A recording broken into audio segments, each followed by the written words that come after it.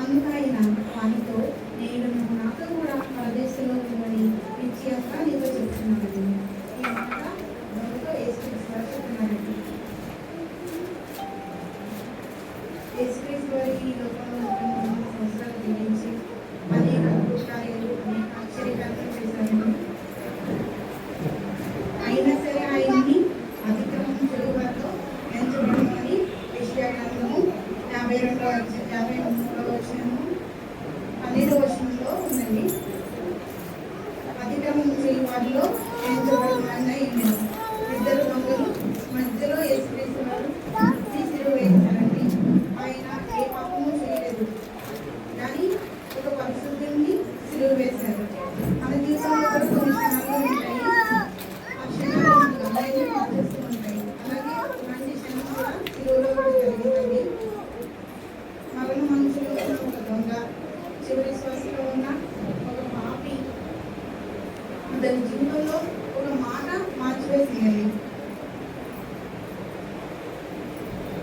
లూకా సువార్త 23వ అధ్యాయము 22వ వచనం.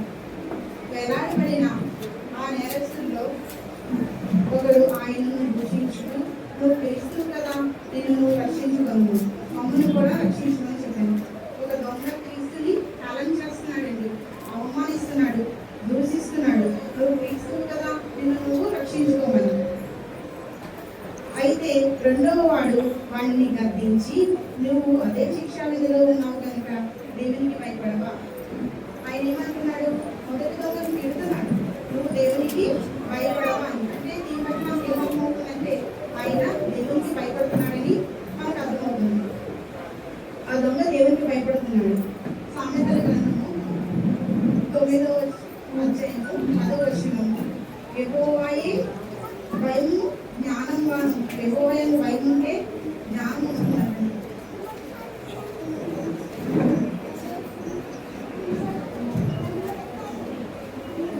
మాకైతే ఇది న్యాయమే, మనము చేసిన దానికి తగిన పనులు పొందుతున్నాం, కానీ ఈయన ఏ తప్పిదము చేయలేదని చెప్పి ఆయన మొదట్లో ఏమంటున్నాడంట, మనకి ఇది న్యాయమే, మనం చేసిన పాపాలకి మనకి న్యాయమే, కానీ ఆయన ఏ తప్పిదము చేయలేదు, ఆయనకి సిలువ వేయబడ్డారు అని చెప్తున్నారు. ఆయనను చూసి యేసు, నీ రాజ్యంలోనికి వచ్చినప్పుడు నన్ను జ్ఞాపకం చేసుకున్నాడు అని ఎవరితో అన్నాడు? యేసుతో అన్నాడండి. ఆ దొంగ నీ రాజ్యంలోనికి వచ్చినప్పుడు నన్ను జ్ఞాపకం చేసుకున్నాను అంటే ఆ దొంగ ఏం గ్రహించాడు? రాజ్యం ఉంది ఆయనకి అని గ్రహించాడు. యేసు రక్షకునిగా భావించాడు. లూకా సువార్త 23వ అధ్యాయం 42వ వచనంలో మనం చాలా క్లియర్గా చూస్తున్నామండి. ఆయనను చూసి యేసు, నీవు నీ రాజ్యంలోనికి వచ్చినప్పుడు నన్ను జ్ఞాపకము చేసుకోమన్నాడు. అందుకు ఆయన వానితో, నేను నాతో కూడా పరదేశంలో ఉన్నదని నిశ్చయంగా చెప్తున్నానండి. అంటే ఖచ్చితంగా చెప్తున్నాడు, ఖచ్చితంగా నాతో పరదేశంలో ఉంటామని చెప్తున్నానండి. ఆ దొంగలో మనకి ఏం కనిపించింది? పశ్చాత్తాపం కనిపించింది. దొంగ తన తప్పును గ్రహించాడు, తన పాపాన్ని ఒప్పుకున్నాడు. అపొస్తలుల కార్యములు 3వ అధ్యాయము 20వ వచనం. మీ కొరకు నియమించిన క్రీస్తు యేసును ఆయన పంపునట్లును మీ పాపమును తుడిచివేయు నిమిత్తము మారు మనసు నుండి తిరుగుడు. మనం ఏం చేయాలి? మన పాపాలను ఒప్పుకొని క్రీస్తు వైపు తిరగాలి. అప్పుడు మనకి పరదేశం ఇవ్వడానికి దేవుడు రెడీగా ఉన్నాడు. దీనికి ఒక గొప్ప ఉదాహరణ ఏంటంటే తప్పిపోయిన కుమారుడు. లూకా సువార్త 19వ అధ్యాయంలో 15వ అధ్యాయంలో ఒక కుమారుడు తన తండ్రిని వదిలి వెళ్తాడు. తన జీవితం పాటు చేసుకున్నాడు. చివరికి తన తప్పును తెలుసుకుని మళ్ళీ తండ్రి వద్దకు వచ్చాడు. తండ్రి దగ్గరికి వచ్చినప్పుడు తండ్రి శిక్షించలేదు, ప్రేమతో అంగీకరించాడు. అదేవిధంగా మనం తండ్రి దగ్గరికి వచ్చినప్పుడు మనల్ని ఆయన శిక్షించినట్ట మనల్ని దగ్గరికి తీసుకుంటాడు. మొదటి మనం ఏం చూసాము? పశ్చాత్తాపం. ఇప్పుడు రెండోది కృపను చూసాం. రోమీయులకు రాసిన పత్రిక 6వ అధ్యాయము 23వ వచనం. ఏదైనా మనం పాపం వలన వచ్చే జీతం మరణము, అయితే దేవుని కృపయు మన ప్రభువైన యేసుక్రీస్తు నందు నిత్య జీవం. ఆ కృప వల్ల మనకి ఏమొస్తుంది?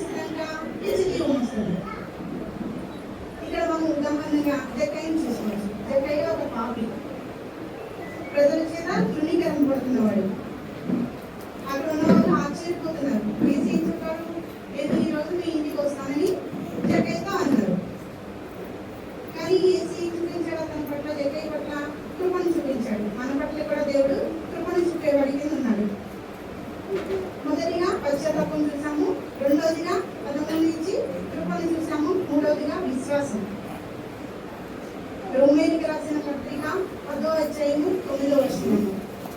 అది మనగా యేసు ప్రభువుని నీతో ఒప్పుకొని, నీ నోటితో ఒప్పుకొని దేవుడు మృతులలో నుండి ఆయన లేపెను, నీ హృదయమందు విశ్వసించిన యెడల నువ్వు రక్షించబడదు. మన హృదయంలో మనం ఏముంచాలి? విశ్వాసం ఉంచాలి. ఆ విశ్వాసం వల్ల మనకి ఏం కలుగుతుంది? ఏమొస్తుంది? నిత్య జీవం వస్తుంది. ఇక్కడ మనము ఉదాహరణగా శతాధిపతి యొక్క విశ్వాసాన్ని చూసుకోవచ్చు.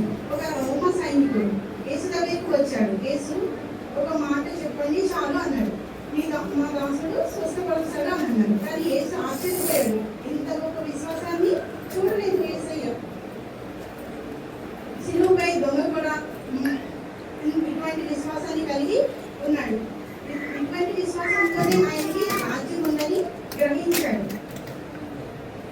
మొదటిది పశ్చాత్తాపం, రెండోది కృప, మూడోది విశ్వాసం, నాలుగోది క్షమ, మార్పు. మొదటి తిమోతికి రాసిన పత్రిక 1వ అధ్యాయము 15వ వచనం. పాపులను రక్షించుటకు క్రీస్తు యేసు లోకమునకు వచ్చెను, వాక్యము నమ్మదగినది, పూర్ణ అంగీకారంగాను యోగ్యమైనదినై ఉన్నది, అట్టి వారిలో నేను ప్రధానుడను. ఇక్కడ ఏముంది? పాపులను రక్షించుటకు క్రీస్తు యేసు మన కోసం వచ్చాడు. మనల్ని రక్షించడం కోసం ఆయన కల్వరి శిలువలో మన కోసం రక్తాన్ని కార్చాడు. ఇక్కడ మనం పౌలుని చూసుకోవచ్చు. ఉదాహరణగా క్రైస్తవుని హింసించాడు, చెడ్డ పనులను చేశాడు. కానీ దేవుడు అతన్ని మార్చాడు, గొప్ప అపోస్తలునిగా ఉపయోగించుకున్నాడు.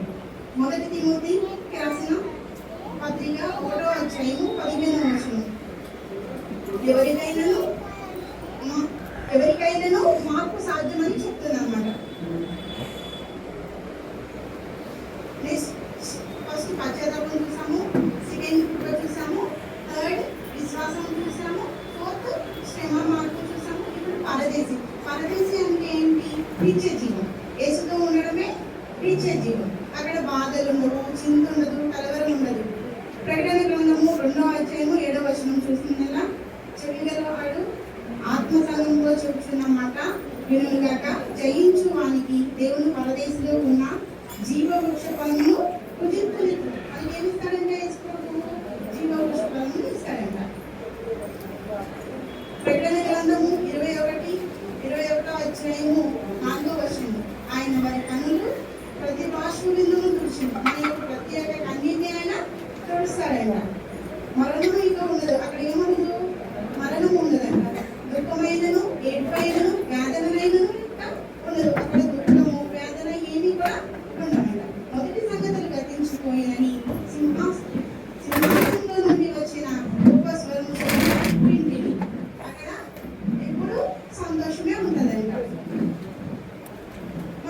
మనలో ఇంకా చాలా మంది రక్షణ తీసుకోవడానికి భయపడతాం, ఆలోచిస్తాం. అమ్మో, రక్షణ తీసుకుంటే మనం ఇంకా చాలా కరెక్ట్గా ఉండలేము, దేవుడు మనల్ని క్షమించడేమో అనే అపోహలు కలిగి ఉంటాము. కానీ మనము రక్షణ తీసుకొని ఉంటేనే మనం నిత్య జీవంలోకి వెళ్ళగలుగుతాం. దొంగకైతే చివరి ఛాన్స్ దొరికింది, కానీ మనకి దొరుకుతుందా లేదా మనకి తెలియదు. కాబట్టి మనము నమ్మి బాప్తిసం పొందిన ఎలా రక్షింపబడతాము, నమ్మిన మనకి శిక్ష విధింపబడుతుంది. కాబట్టి మనందరం కూడా రక్షణ తీసుకోవడానికి సిద్ధపడాలి. నిజమైన మనం ఆల్రెడీ రక్షణ తీసుకుని ఉంటే నిజమైన రక్షణని ఎంజాయ్ చేయడానికి ఉండదు. ఎంజాయ్ చేసేలా ఉండగలగాలి మనం.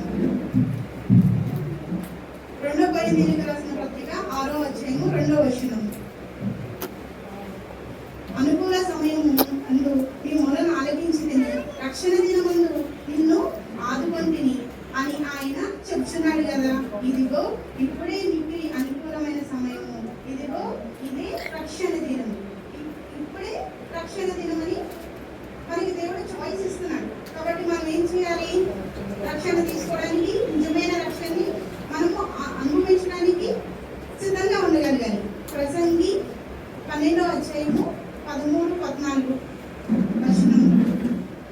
దేవుని యందు భయభక్తులు కలిగి ఉండి ఆయన కట్టడలను మనం అనుసరించి నడుచుకునవలెను. మానవ కోటికి ఇదే మనుషులందరికీ చెప్తున్నాడండి. గూఢమైన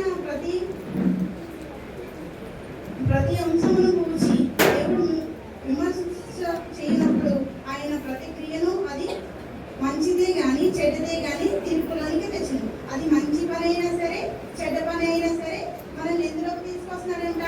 చెడ్డ పనిలోకి తీసుకొస్తున్నాడంట. ఆయన కట్టడంలో మనం దీవించే వారి కింద ఉండాలి.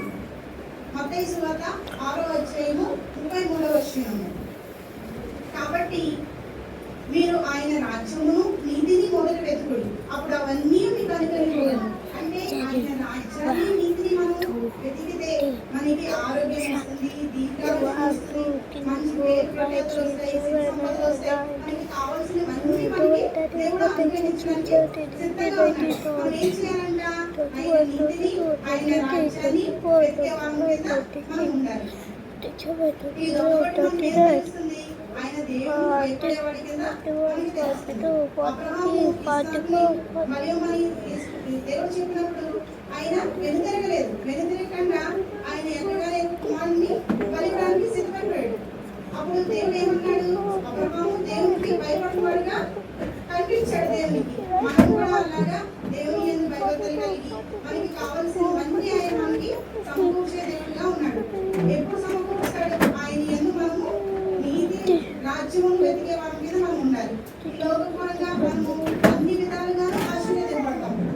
మన ముందు యేసుక్రీస్తు ఉంటే మనము యేసుక్రీస్తు వలె మనము మన స్వభావం మార్చుకొని ఆయన యందు మనం నడిచినట్ల మనకి ఏది కావాలన్నా ఆయన మనకి అనుగ్రహించేది.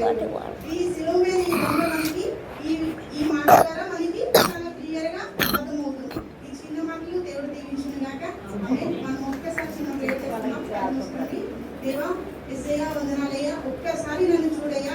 యేసయ్యా స్తోత్రం తండ్రి నాయన, దావీదు కుమారుడా మమ్మల్ని దాటిపోవదయ్యా. యేసయ్యా స్తోత్రం తండ్రి నాయన, మాకు కావాల్సిన అవసరాలన్నీ నువ్వు తీర్చగల దేవుడు కదా యేసయ్యా. నీ పిల్లలు సిలువ ఎత్తుకు వచ్చి యేసయ్యా స్తోత్రం తండ్రి నాయన నేను బతుకులాడుతూ ఉన్నామయ్యా. యేసయ్యా మాకు ఇది కుదురుగా ఉన్నది, మాకు అనుగ్రహించమని యేసయ్యా స్తోత్రం. అడుగుడి నీకు ఇవ్వండి అంటున్నావు కదా యేసయ్యా. మేము నిజమైన రక్షణ ఆనందంలో మేము నీతో పాటు ఉండేవాళ్ళం కింద మమ్మల్ని సిద్ధపరచుకుని నడుస్తున్నాము యేసయ్యా. యేసయ్యా అద్భుతాలు చేయగల దేవుడు కదా యేసయ్యా. యేసయ్యా స్తోత్రం తండ్రి నాయన, రక్షణ తీసుకోవడానికి కూడా ఈ కుటుంబంలో అయితే తండ్రి నాయన వెనుకండు వేస్తున్నారు వాళ్ళందరూ ముందుకొచ్చి రక్షణ తీసుకునే కుటుంబం అనుగ్రహించి నడుస్తున్నాను. నిజమైన సంతోషాన్ని నిజమైన ఆనందము వేసే తండ్రి నాయన నీ సన్నిధిలో ఉందని వీళ్ళందరూ గ్రహించి మేమందరం గ్రహించే వారి కింద మమ్మల్ని ఉంచుకొని నడుస్తున్నాను. నేను చేసిన చిన్ని మాట ప్రధాన వజ్రేడనే యేసుక్రీస్తు నామములో నడుస్తున్నాము తండ్రి.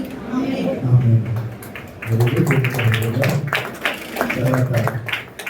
లావణ్య రమేష్ సిద్ధంగా ఉండాలి. మరొకసారి